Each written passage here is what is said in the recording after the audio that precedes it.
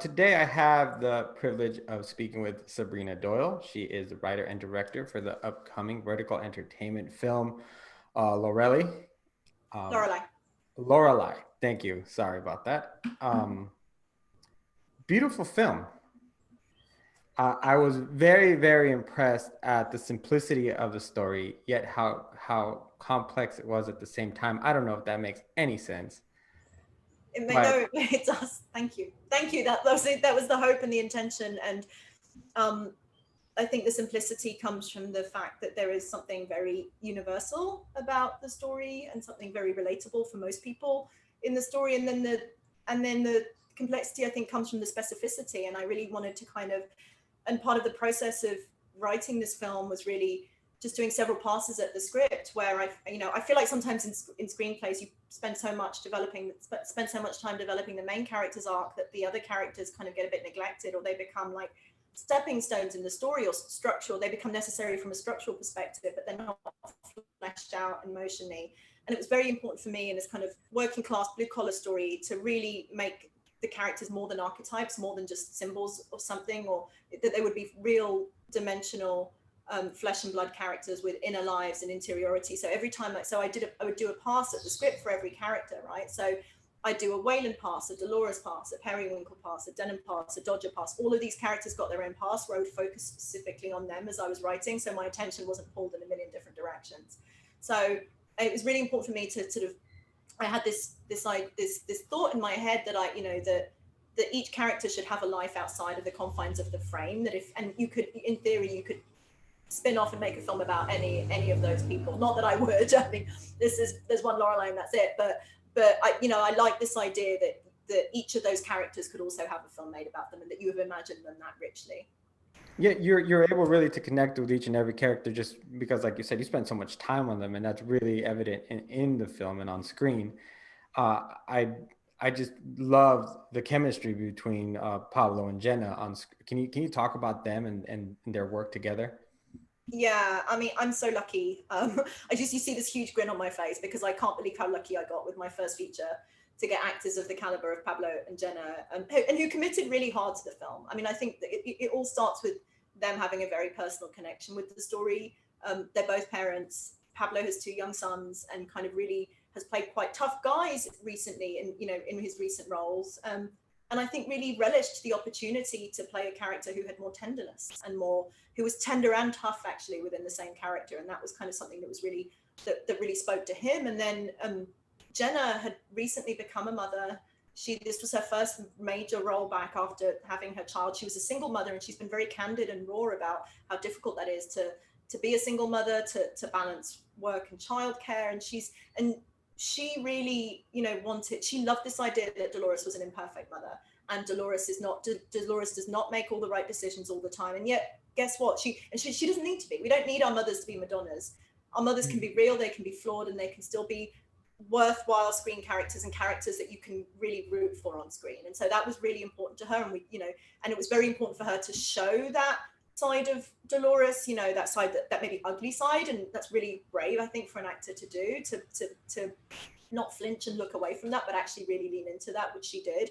And they're incredible. Their chemistry is incredible. And I think it comes from, it comes from their, the complementary acting styles, I would say. So we traditionally think of chemistry as attraction, but I think part of chemistry is actually a bit of friction, a bit of kind of that Mhm. combustion, that kind of. And I think in this case, where that comes from is that they have very different acting styles. That he trained way back in the day in theatre and kind of is a classically trained actor. She's very intuitive, and so, and kind of mixes it up with every scene. And so they have these complementary acting styles that kind of really, I think, help create that sort of slight tension, I think, on screen, that really comes from, the whole film rests on his shoulders. He's a big guy, he's 6'5", and literally he anchors the film in so many ways, and she kind of swirls around him like a hurricane almost. And I think that's what creates that sort of chemistry you're talking about. And then they just really committed hard to the film. I mean, Pablo, we were a low budget indie. It was not a glamorous shoot by any stretch of the imagination. Pablo drove his pop-up trailer up from LA to Oregon, where we shot, and slept in a muddy field in the back of the house, where the family house where we shot the film, for a month. That's where he lived. And he did that so that we could, to save us money, so that we could put every dime on the screen. So I was so lucky. That's a fantastic story. Shows how much he believed also in the project. I want to talk about the theme of second chances because we all went through high school and had dreams and hell we had a high school sweetheart and then things happen, everyone falls apart. But uh, what Wayland and Dolores have is this opportunity, despite the fact that they've had these troubled pasts, to try and rekindle that. And finding it out, it's not as easy because of their past. And the way you developed that story, that was brilliant. Can you talk a little bit about that? Yeah, this was really important to me. I think in our life, I think in our culture now, we're so, especially with social media, we have these we show these idealized versions of our lives, right? And we don't really talk about our failures enough. We don't talk about the fact that we are who we are as a sort of result of the cumulative effect of all our failures, and I think that that's really important. It's really important to show humanity and, imperfection and I think for me, I really wanted to show that you can have a dream, that dream cannot work out in the way you thought, but that with resilience, and I think hard up people do have resilience, and they do keep at it, and they have an incredible imagination, and they find ways to work around their difficulties, and that was really important for me to show that you can really, you can achieve something. It might not be what you thought you would achieve, and you might, but you can embrace the life you have rather than the life that you wish you could have had. And I think the film is about that tension, right? And I was writing it in 2016 when I feel like there was a lot going on, you know, politically in the world. Back home in the UK, we just voted for Brexit, and there was this idea, this nostalgia for when we used to be a great country. And that's not just in the UK, right? And so, Right. um, um, and I think nostalgia has a place. I honestly do. I think it can be a very beautiful thing. It can remind us of the passage of time and what we've loved and what we've lost, and it can really give us a sense of our lives. But I think it can also become quite toxic and quite poisonous, and it can kind of stop us seeing the opportunities that are right in front of us. And so in some ways the film plays that out on a family level, where you have these two, once young lovers who had this kind of passionate Romeo and Juliet tragic relationship that was kind of, everything is so much more heightened when you're a teenager, right? Like those first relationships that you have when you're that age feel, that they feel like their life or death. They feel, they feel so big, and nothing ever feels like quite that momentous again, does it? And so I think the characters realize is that, they meet, they try and recapture that, and they realize they're changed people, and they realize that if there's any certainty in life, it's the certainty that everything changes and that there's no way back, there's only a way forward. And I think that the characters end up, and that was really important for me, and it was really important for me to kind of show that, because I think I often look to films and literature and music for comfort and, existential comfort. And I think that is a comforting idea for me. The fact that our failures count, they matter, they don't diminish us, they make us more, I think, and they allow us to move forward, I think. So that's kind of where that idea came from. And, and the figure of the kind of, the guy who's just come out from prison is a really good way of kind of showing that in character in this kind of story. Yeah. With both characters, I really like the idea of, yeah, they're gonna progress, but their actions did have consequences. But that does not mean that their lives are over. It's just like you're saying, we may need to shift focus. I really like the scene where he goes out to the mountains and kind of remember some of those things, and I kind of feel like he has a realization, like, all right, we need to move ahead, because that's not us anymore. That's not who I am. That's not who she is. Let's move forward. You just had it was so well paced and so well thought out, and you let the moment simmer in a lot of those scenes. Pablo, there's just moments where it really touched me emotionally when he's really trying, but he has all these roadblocks, but he still doesn't let that get him down too far. Yeah, he has his frustrating moments, but it was such a great job by Pablo. I'm like, so excited to get to talk to him soon as well about this Oh, film. you're talking to him? Oh, great. I'm so happy. That's um, great. I mean, yeah, he's such, look, these these are incredible actors. I feel like they're not going to be they're not really a secret, but I think these are really meaty roles for them. And I don't think we've seen, there's a lot of range that they show in Lorelei that I feel like other roles have not given them that opportunity to show this much range. And so I'm just really excited for people to see them do what they do in this movie. And then you have the complexity of these kids, these amazing young actors who did such a great job, because they have to portray children in a very, very difficult situation where you have a single working mom, or you have this guy who comes in out of nowhere, different age groups. They're going through different things. Can you talk a little bit about them? Because I thought they were fantastic. So I'm so proud of them. If there's any, they're the thing that makes me proudest about this movie is having found the kids and having got them through the shoot, because it wasn't, it was their first film.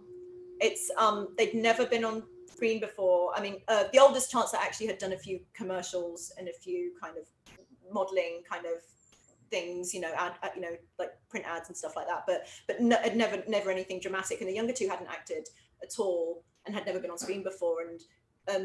And so I feel really proud that we got them through this experience, and that they give such authentic, real, natural performances. And I think, the thing with kids is they ended up actually becoming my teachers in a way, because I think what they have that we don't have as adults is they're just honest. I mean, yes, obviously kids lie, but they also lie badly often. They show their feelings. When they're tired, they're tired. When they don't like something, they don't like it. When they don't want to do something, whereas we lie as adults. We don't want people to see behind our eyes into our souls, because our souls are full of shame and fear and fears of inadequacy and all. We don't show our feelings as much, and I feel like they do, and their honesty, their brutal honesty and their sort of refreshing honesty really helped me become a better filmmaker, I think, because when you're dealing with kids, you have to be honest.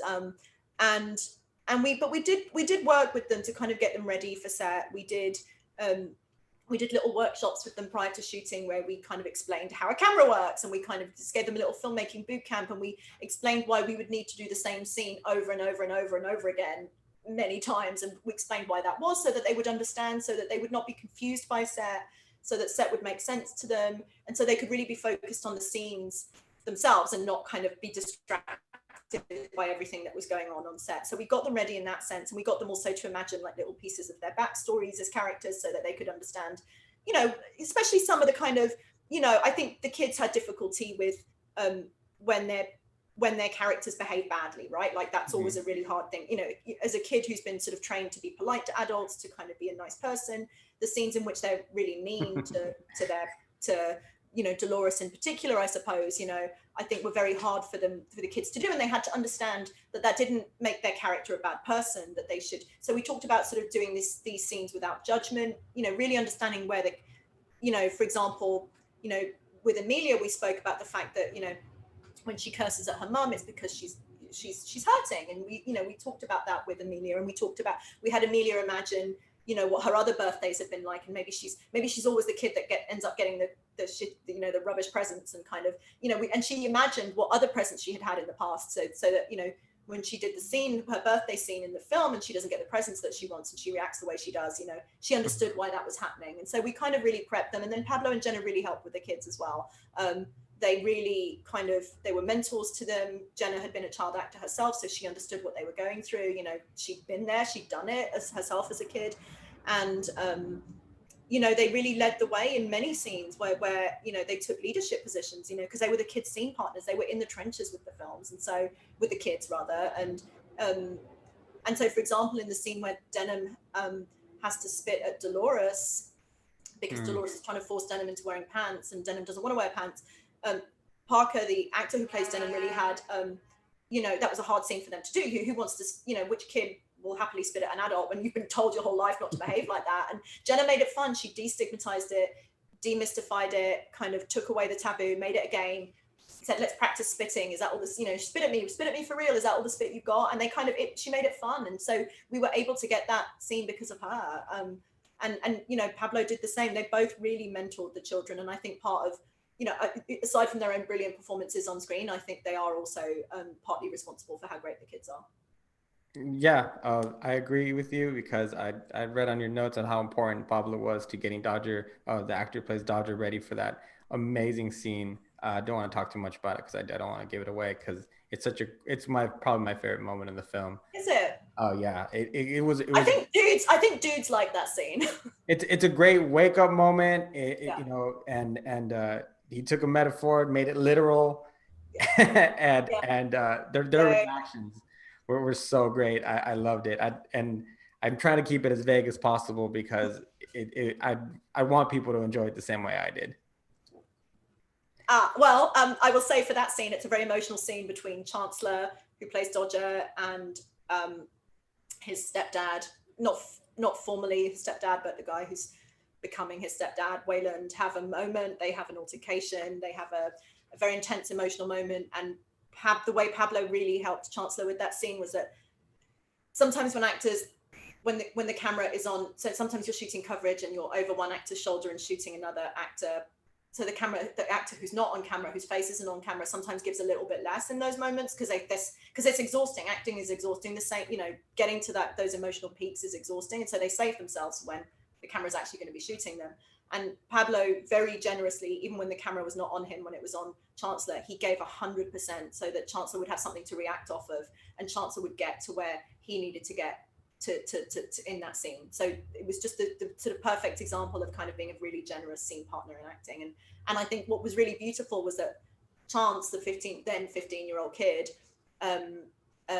15 when we shot this, saw that Pablo was doing that for him, and he was like, oh, I should do that for Pablo. And then he reciprocated for Pablo, which was so sweet. Fabulous. Sabrina, thank you so much for your time. I really appreciate it. There's so much more actually I want to talk to you about this film, including the metaphor of the mermaid and I mean, just Dolores' character. But we got to get you going. So thank you so much for your time. I appreciate it. Beautiful film. Thank you. Lorelei, from Vertical Entertainment, July 30th in select theaters and on demand, correct? Yeah. All right. Thank you so much. Thank you for the chat. All right. Take care.